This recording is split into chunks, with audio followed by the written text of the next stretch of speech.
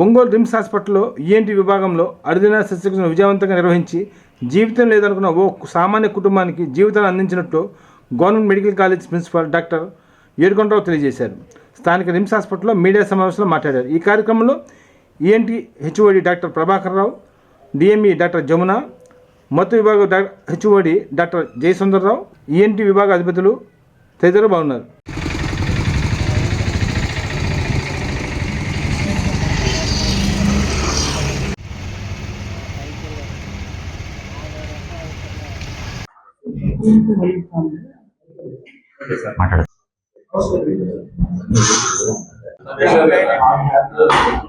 Age ఎంతమ్మా పాప? 30.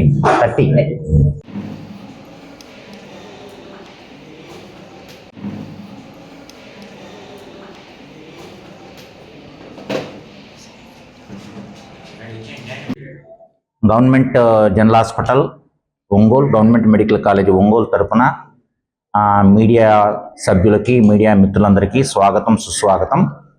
ఈరోజు మీటింగ్లో నేను government medical college Ongole principal doctor A Y Rao, అలాగే additional DME superintendent government general hospital doctor Jamuna madam, అలాగే డాక్టర్ ప్రభాకర్ గారు, head of the department ENT, అలాగే ఈఎన్టీ డిపార్ట్మెంట్ ఫ్యాకల్టీ మెంబర్స్, రకరకాల అంటే వివిధ associate professors, assistant professors, tutors, అలాగే సీనియర్ రెసిడెంట్స్, అలాగే post graduates ఉన్నారు. వాళ్ళతో పాటు మీ ముందు కూడాను ఒక గత సంవత్సరము నవంబర్లో మా హాస్పిటల్కి ఈఎన్టీ డిపార్ట్మెంట్కి వచ్చినటువంటి నందిని, శ్రీమతి నందిని గారు కూడాను మనతో పాటు ఉన్నారు. ఈమె ఒక పేషెంట్ అన్నమాట. ఇంకా వివరాల్లోకి వెళితే నవంబర్లో మా డిపార్ట్మెంట్ ఈఎన్టీ డిపార్ట్మెంట్కి నందిని గారు కాకినాడ నుంచి ఇక్కడికి వచ్చారు. వాళ్ళు ఏ బాధతో వచ్చారంటే ముక్కులో నుంచి రక్తం గారటం, అలాగే ముక్కు బ్లాక్ అవటం, అలాగే బయటికి ఒక చిన్న ఎర్రగా ఒక పుండు రూపంలో కానీ ఒక మాంసం ముద్ద రూపంలో బయటికి పొట్రుడై కనపడటం. కావాలంటే ఆ ఫొటోస్, ఆపరేషన్ ముందు కూడా ఫొటోస్ ఉన్నాయండి, అది కూడా తీసుకోవచ్చు. ఆ లక్షణాలతో బయటికి అట్లా మన హాస్పిటల్కి రావటం జరిగింది. సో వాళ్ళకి అనేక రకాల రక్త పరీక్షలు అయితేనేమి, లేకపోతే రేడియలాజికల్ ఇన్వెస్టిగేషన్స్ అయితేనేమి, లేకపోతే బయాప్సీ ఇవన్నీ చేసిన తర్వాత నిర్ధారణమైన వ్యాధి ఏంటంటే అది ఒక రైనోస్పోరియోడిసిస్, అంటే రైనోస్పోరియోడిసిస్ అని చెప్పేసి ఒక వ్యాధి రూపంలో అది నిర్ధారణ అవటం జరిగింది. అది చాలా అరుదుగా వచ్చే వ్యాధి. అలాగే అది మన భారతదేశం మొత్తం అలా స్ప్రెడ్ అయి ఉండే వ్యాధి కాదు. ఇది ఒక ఎండమిక్ అంటే ఒక గ్రూపు, ఒక ఏరియాకే కన్ఫైన్ అయినటువంటి వ్యాధి. ముఖ్యంగా మన ఆంధ్రప్రదేశ్లో కాకినాడ, శ్రీకాకుళం జిల్లాల్లో, అలాగే భారతదేశంలో ఛత్తీస్గఢ్ అనే ఏరియాలో అలా కొన్ని ఏరియాసు, అలాగే వేరే దేశాల్లోకి వస్తే శ్రీలంక లాంటి కంట్రీస్లో మాత్రమే ఇలాంటి వ్యాధి ఎక్కువగా తరచుగా కనపడుతుంటుంది. ఈ వ్యాధి పేరేంటంటే రైనోస్పోరియోడిసిస్ అనమాట. ఇది ఒక ఫంగస్ ఇన్ఫెక్షన్. మీరు వినుంటారు. ఇన్ఫెక్షన్ అంటే ఒక ఇన్ఫెక్షన్ అనేది బ్యాక్టీరియా రూపంలో కానీ, లేకపోతే ఫంగస్ రూపంలో కానీ, లేకపోతే వైరస్ రూపంలో మనకు ఒక మనిషికి సోకుతూ ఉంటుంది. అందులో ఇది ఒక ఫంగస్ రూపంలో రావటం జరిగింది. ముఖ్యంగా ఈ వ్యాధి ముక్కులో లోపల ఉన్నటువంటి పొర నుంచి ఉత్పత్తి అవటం కానీ, లేకపోతే ముక్కు వెనక భాగాన నాసోఫారింగ్స్ అనే భాగం నుంచి రావటం కానీ, లేకపోతే నాసోఫారింగ్స్ ముక్కు రెండు కాంబినేషన్లో రావటం కానీ, లేకపోతే నోటి నుంచి కానీ, లేకపోతే హార్డ్ ప్యాలెట్ అంటే పెద్దంగి నుంచి కానీ, లేకపోతే అరుదుగా చర్మానికి, ఊపిరితిత్తులు కూడా అలా కూడా రావచ్చు. సో ఇప్పుడు ఏంటంటే ఈ వ్యాధి మా దగ్గరకు వచ్చిన తర్వాత మేము అనేక పరీక్షలు చేసి డయాగ్నోస్ చేసింది ఏంటంటే ఇది ఒక రికరెంట్ కేసు. రికరెంట్ అంటే ఏంటంటే ఈ వ్యాధి యొక్క లక్షణం ఏంటంటే ముక్కులో ఒక మాంసం కండ రూపంలో బయటకు వస్తూ ఉంటుంది. ఆపరేషన్ చేసిన తర్వాత చెక్కేసి లోపలంతా ఇలా చెక్కేయాలి. చెక్కేసిన తర్వాత మళ్ళీ తిరగబెట్టే గుణం ఎక్కువగా ఉంటుంది. ఎమ్మటెమ్మటే తిరగబెట్టే గుణం ఉంటుంది అనమాట. సో అలా ఒక చోట రెండు చోట చేయించుకొని మళ్ళీ మన దగ్గరికి రావటం జరిగింది పెద్ద హాస్పిటల్ని ఆలోచించి. సో ఇక్కడికి వచ్చిన తర్వాత నవంబర్లో అన్ని టెస్టులు చేసిన తర్వాత బయటపడింది ఏంటంటే it is a case of recurrent rhinosporidiosis అనమాట. ఇది ఒక ఫంగల్ ఇన్ఫెక్షన్. రైనోస్పోరిడియం సీబెరి అనే ఒక ఫంగస్ క్రీమ్ నుంచి ఈ వ్యాధి ఉత్పత్తి అవుతుంటుంది. అదే రకంగా ఆ టైంలో ఏంటంటే దురదృష్టవశాత్తు ఈ వ్యాధితో పాటు ఈ మేడం గారికి తెల్ల కణాలు, ఎర్ర కణాలు, హీమోగ్లోబిన్ అట్లా ఉంటుంది కదా, ప్లేటెట్ కణాలు తక్కువగా ఉండటం కూడా కనపడింది. సో ప్లేటెట్ కణాలు తక్కువగా ఉంటే దాన్ని ఏమంటారంటే థ్రాంబోసైటోపీనియా అంటారు. సో ఈ వ్యాధి లక్షణం ఇందాకే చెప్పడం జరిగింది కదా, ముక్కు బ్లాక్ చేసేటప్పుడు ముక్కు బ్లాక్ చేయటం కాకుండా ఎపిస్టాక్సిస్ అంటే ముక్కు నుంచి రక్తం కారుతూ ఉంటుంది. సో అది చాలా ఇబ్బందికరమైన వ్యాధి లక్షణం అనమాట. ఆ ముక్కు అదేంటంటే ఏది ప్రెస్ చేసినా కానీ ఏది ఆపినా కానీ అది బ్లీడింగ్ ఆగదనమాట. ఎన్ని బ్లీడింగ్ ఆగటానికి చేసి ఇంజక్షన్లు చేసినా కూడా బ్లీడింగ్ ఆగదు. దానికి ఒక చివరి చికిత్స దాన్నంతా చెక్కేయటమే, అలా మొత్తం అంతా వైడ్ ఎక్సిషన్లోగా తీసేయాల్సి వస్తుంది. అలా తీసేసే ప్రక్రియ అప్పుడు చేద్దాం అనుకుంటే అనేక రకాల ఇన్వెస్టిగేషన్ చేస్తే ఆమెకి ప్లేటెట్ కణాలు కూడా తక్కువగా ఉండటం మనకు నిర్ధారణ అయిందనమాట. అది ఒక హై రిస్క్ కేసు. అంటే ఒక రైనోస్పోరియోసిస్ అనేది ఒక అరుదుగా వచ్చే కేసు, అలాగే ఒక ప్రాంతానికే కన్ఫైన్ అయిన కేసు, అలాగే ఈ కేసు కూడాను చేసిన తర్వాత మళ్ళీ 15 రోజులకే 20 రోజులకే తిరగబెట్టే కేసు. దాంతోపాటు మనకు ఒక హై రిస్క్ అంటే ఏంటంటే ఒక బ్యాడ్ ఫ్యాక్టర్ ఏంటంటే తెల్ల కణాలు కూడా తక్కువ, అది ప్లేటెట్ కణాలు తక్కువగా ఉన్నాయి. ప్లేటెట్ కణాలు తక్కువగా ఉన్నాయి అంటే ప్లేటెట్ కణాలు ఎక్కువ యూజువల్గా ఏంటంటే 1 లక్ష నుంచి 3 లక్షల దాకా ఉంటాయి. కానీ ఇంకేంటంటే ప్లేటెట్ కణాలు 1,00,000 కంటే తక్కువగా ఉండటం వలన ప్లేటెట్ కణాలు లక్షణం ఏంటంటే బ్లీడింగ్ రాకుండా చేస్తుంది. ప్లేటెట్ కణాలు కనుక సఫిషియెంట్ క్వాంటిటీలో ఉంటే బ్లీడింగ్ ఆగుతుంది, బ్లీడింగ్ కాకుండా చేస్తుంది. కానీ ఆల్రెడీ ఈ వ్యాధి యొక్క లక్షణము బ్లీడింగ్, ముక్కు నుంచి రక్తం కారుతుంటది, అలా ముట్టుకుంటే ఆ కండని లేకపోతే ఆ మాంసం ముద్దని ముట్టుకుంటే, ఆ కురుపును ముట్టుకుంటే బ్లీడింగ్ అలా కారిపోతూ ఉంటుంది. దానికి తోడు ప్లేట్లెట్స్ కూడా తక్కువగా ఉండటం వలన ఇంకెక్కువగా బ్లీడింగ్ అవుతా ఉందన్నమాట. సో అలాంటి కేసు ఒక ఛాలెంజింగ్ కేసు ఈఎన్టీ డాక్టర్కి లేకపోతే ఈఎన్టీ డిపార్ట్మెంట్కి. సో అలాంటి కేసు మన దగ్గరికి రావటము, అలాగే తిరగబెట్టింది రావటము, అలాగే సేమ్ టైం మన దగ్గరికి ప్లేటెట్ కణాలు తక్కువగా ఉన్న కేసుతో రావటము, అలాగే ఆంధ్రప్రదేశ్లో ఎక్కడో సంవత్సరానికి మనం ఒక 5-6 కేసులు చూస్తూ ఉంటాము. అందులో ఇది ఒక కేసు అరుదుగా ఉంటాము. అలాగే తెల్ల కణాలు కూడా తక్కువగా ఉండటం వల్ల ఇక్కడ మనం సర్జరీ చేయటము, నవంబర్లో సర్జరీ చేసిన తర్వాత మధ్యలో 1-2 సార్లు వాళ్ళు చెకప్ కూడా వచ్చారు.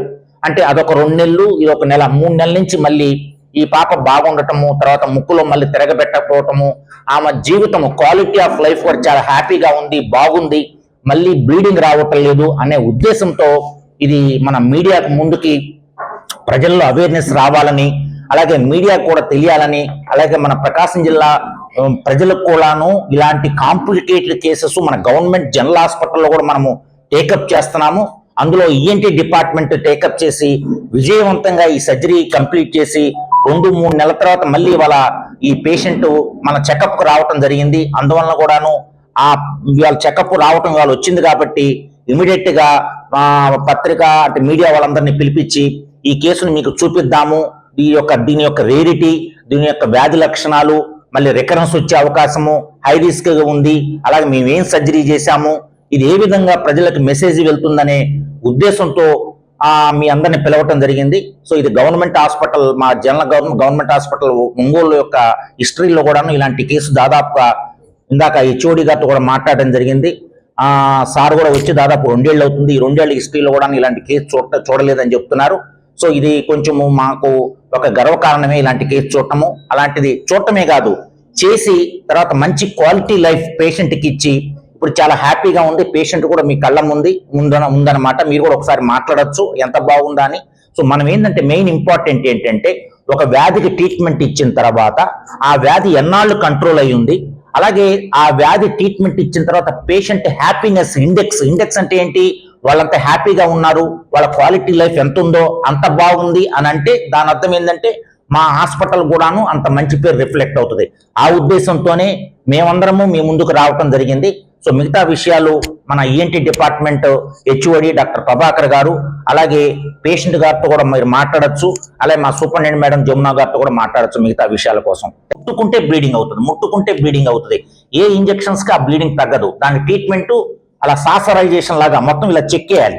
చెక్కేసిన తర్వాత చేసేది కూడా ఎలా చేయాలి, నార్మల్ ఏరియాను కూడా కొంచెం చెక్కాలి. వైడ్ ఎక్సిషన్ అంటారు, అంటే కొంచెం నేసల్ స్కోపీ లేకపోతే ఎండోస్కోపీ ద్వారా కూడా చేయాలి. ఎండో నేసల్ సర్జరీ లాగా చేస్తారనమాట. అలా చేయాల్సి వస్తుంది. ఏదో తక్కువ పనిముట్లు తక్కువగా ఉన్నా కానీ చేస్తే మళ్ళీ కొంచెము ఆ ఆపరేషన్ చేసి తీసేటప్పుడు ఆ కండ పూర్తిగా తీయాలి. R0 రిసెక్షన్ అంటారు. అంటే ఆ ఏరియా తీసేసిన తర్వాత మళ్ళీ మైక్రోస్కోప్ తో చూసినా కూడా ఇంత కణము 1 మిల్లీమీటర్ కణం కూడా ఉండకూడదు. ఉంటే మళ్ళీ తిరగబెట్టే గుణం ఎక్కువగా ఉంటుంది. That is the importance of the seniority and skillness of the doctor అనమాట. అలా చేయటం వలన 3 నెలల నుంచి ఈ అమ్మాయికి మళ్ళీ తిరగబెట్టడం అంటూ జరగలేదు. తిరగబెట్టేదైతే వితిన్ 2 వీక్స్ 3 వీక్స్ లో మళ్ళీ తిరగబెట్టే అవకాశం ఉంది. కానీ దాదాపు 2.5 నెల 3 నెలలు అవుతుంది కాబట్టి తిరగబెట్టే అవకాశం చాలా తక్కువగా ఉంటుందని ఆశిస్తున్నాం. ఈమెకు మంచి జీవితం ఉంటుందని ఆశిస్తున్నాం. ఇది చాలా rare case. It is caused by ఇది ఫంగస్ ఇన్ఫెక్షన్ వల్ల వస్తుంది. ఇంతకుముందు సార్ చెప్పినట్టు మన భారతదేశంలో తీసుకుంటే కోస్టల్ ఏరియాస్ లో, అలాగే ఆంధ్రప్రదేశ్ లో తీసుకుంటే పర్లాకిమిడి, పాతపట్నం, శ్రీకాకుళం ఏరియాలో, అలాగే శ్రీలంక మొత్తం ఓవరాల్ వరల్డ్ తీసుకుంటే శ్రీలంక, పాకిస్తాన్ అటువంటి ఏరియాలో వస్తుంది. ఇది రేర్. ఇది ఎలా వస్తుంది అంటే మనము కంటామినేటెడ్ పాండ్స్ లో, అంటే పాండ్స్ చెరువులు, కుంటలు అలా అటువంటి దాంట్లో మనం స్నానం కానీ మునగడం కానీ చేస్తే వచ్చేటువంటి వ్యాధి. సో ఆ కేసు ఆల్రెడీ 2 టైమ్స్ ఆపరేషన్ అయిందండి ఇంతకుముందు. సో మళ్ళీ మా దగ్గరికి వస్తే మేము ఛాలెంజ్ గా తీసుకొని మేము సర్జరీ చేయడం జరిగింది. దీన్ని ఎండోస్కోపిక్ ద్వారా, అంటే బయట నుంచి స్కార్ లేకుండా కంప్లీట్ గా ఎండోస్కోపీ ద్వారా చేయడం జరిగింది. అన్ని ప్రికాషన్స్ తీసుకొని చేయడం జరిగింది. పర్టికులర్ గా మేడం గారికి ఏంటంటే థ్రాంబోసైటోపినియా కూడా ఉంటుంది, అంటే ప్లేటెడ్ కౌంట్ కూడా తక్కువ ఉంటుంది. అన్ని క్రాస్ ప్యాచింగ్, కంపాటబుల్ బ్లడ్ అన్ని రిజర్వ్ చేసుకొని మేము చేయడం జరిగింది. ఇదే విధంగా చాలా మంది పేషెంట్స్ కూడా మంచి సర్వీసెస్ ఇస్తున్నామని చెప్పడానికి మేము మీడియా ముందుకు వచ్చామండి. ఇటువంటి అవకాశాన్ని ఒంగోలు ప్రజానీకం అందరూ సద్వినియోగం చేసుకోవాలనే ఉద్దేశంతోనే వచ్చాము. చేసాము సర్వీస్, ఇంతకుముందు చేసిన ఎక్స్పీరియన్స్. నమస్కారం అండి, నా పేరు ప్రవీణ్, మా వైఫ్ పేరు వచ్చి నందిని అండి. అయితే తనకి ఈ ప్రాబ్లం అనేది గత 20 సంవత్సరాల నుంచి ఉంది. 2 సార్లు కూడా రెండు ప్లేసెస్లో కూడా ఆపరేషన్ చేయించాం. కానీ ఆపరేషన్ చేయించినప్పటికీ కూడా దాని నుంచి పూర్తిగా రికవర్ అయితే కాలేదు. తనకి ఏమవుతుందంటే అది మళ్ళీ పెరిగి దానివల్ల చాలా బ్లీడింగ్ అనేది అవుతూ ఉంటుంది అనమాట. మేము చాలా భయపడే వాళ్ళం ఇంట్లో. చేశారు కానీ మళ్ళీ పెరిగేది, చేసటం మళ్ళీ పెరిగేది. అది ఒక సైడ్ నుంచి ఇప్పుడు ఏమైందంటే మళ్ళీ రెండో సైడ్ కూడా పెరగటం స్టార్ట్ చేసింది. దానివల్ల పూర్తిగా తనకి 2 ముక్కులు కూడా క్లోజ్ అయిపోయి గాలాటం అనేది జరగలేదన్నమాట. తన నోటితో తీసుకునేది శ్వాస, ఎక్కడికైనా బయటికి వెళ్ళాలన్నా ఇబ్బంది. సడన్ గా బ్లడ్ అంతా లాస్ అయిపోయింది, మొత్తం వచ్చేసేది అనమాట, వాటర్ లాగా. చాలా ఇబ్బంది పడుతూ ఉండేవాళ్ళం. అప్పుడు ఇలా ప్రాబ్లం ఉన్నప్పుడు మా అత్తగారు ఊరు ఇక్కడేనండి, ఒంగోలే. అయితే ఆవిడ అనిల్ సార్ డాక్టర్, ఇక్కడ గవర్నమెంట్ హాస్పిటల్లోని అనిల్ సార్ గారి దగ్గర వర్క్ చేస్తారనమాట. సో సార్ సజెషన్ చేశారు, ఇక్కడ మంచి ENT డాక్టర్స్ ఉన్నారు, మంచి ట్రీట్మెంట్ జరుగుతుంది, మీరు ఇక్కడికి వస్తే ఖచ్చితంగా సక్సెస్ రేట్ చూస్తారని. నేను డైలీ దినచర్య వర్క్ చేసుకునేవాడిని, అంత స్తోమత కూడా లేదు, చేయించే స్తోమత కూడా. సో తెలుసుకున్నప్పుడు ఇక్కడికి వచ్చిన తర్వాత సార్ వెంటనే దాన్ని మంచిగా రిసీవ్ చేసుకోవడం కానీ, చూడటం కానీ, దాన్ని వెంటనే వచ్చి ఏదో ఇలా చేయటం కాదు కానీ అన్ని విధాలుగా కూడా చాలా మటుకు చాలా టెస్టులు చేసి అన్ని పరీక్షించి 2 టైమ్స్ చేశారండి. ఫస్ట్ టైం చేసి వైఎస్కి పంపించారు, తర్వాత మళ్ళీ విత్ ఇన్ 10 days మళ్ళీ సెకండ్ టైం మళ్ళీ ఆపరేషన్ చేసి పూర్తిగా క్లియర్ చేశారండి. క్లియర్ చేయడమే కాదు, ప్రతి 1 hourకి అసిస్టెంట్ డాక్టర్స్ కావచ్చండి, తర్వాత సార్ కావచ్చు, ప్రతిసారి కూడా వచ్చి ఎలా ఉంది పరిస్థితి అని ఎంక్వైరీ చేస్తూ మాకు ప్రతిసారి సజెషన్స్ ఇస్తూ మెడిసిన్ కూడా ఒకటి రాశారండి. దానికోసం ఎలా తీసుకోవాలి, ఎలా వాడాలని మళ్ళీ every 15 daysకి ఒకసారి చెకప్ జరుగుతుందండి. ఇక్కడ అన్ని ఉచితంగా చేశారు, అన్ని విధాలుగా చేశారండి. ప్రజలందరూ చెప్పేది ఒకటేనండి, గవర్నమెంట్ హాస్పిటల్ అంటే ఏదో అనుకుంటారు కానీ అదేం లేదండి. ఇక్కడ చాలా ఉచితంగా జరుగుతుంది, చాలా మంచిగా చేస్తున్నారు, లేని వారికి మంచిగా నిలబడి చేస్తున్నారండి. మా జీవితంలో ఇలాంటి చూస్తామని అసలు అనుకోలేదు, ఇలాంటి పరిస్థితి అసలు మేము చూస్తామని, ఇలా హ్యాపీగా ఉంటామని అసలు అనుకోలేదు.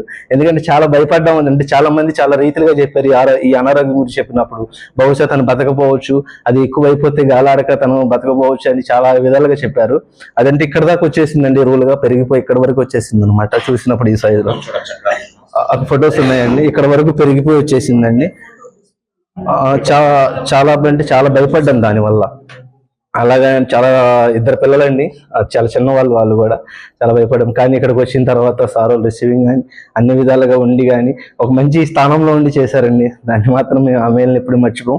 ప్రజలందరికీ ఒకటే చెప్తాను, గవర్నమెంట్ హాస్పిటల్కి రండి, ఏ ప్రాబ్లం ఉన్నా కానీ ఇక్కడికి వచ్చి చాలా అన్ని విధాలుగా కూడా మీకు మంచిగా జరుగుతుంది ట్రీట్మెంట్, అంతా ఉచితంగా చూసుకొని మంచిగా కేర్ చేసుకునే డాక్టర్స్ ఉన్నారండి ఇక్కడ. ఈ సాయం చేసిన గవర్నమెంట్ హాస్పిటల్కి చేసిన డాక్టర్స్కి, అసిస్టెంట్ డాక్టర్స్ అందరికీ కూడా హృదయపూర్వక వందనాలు.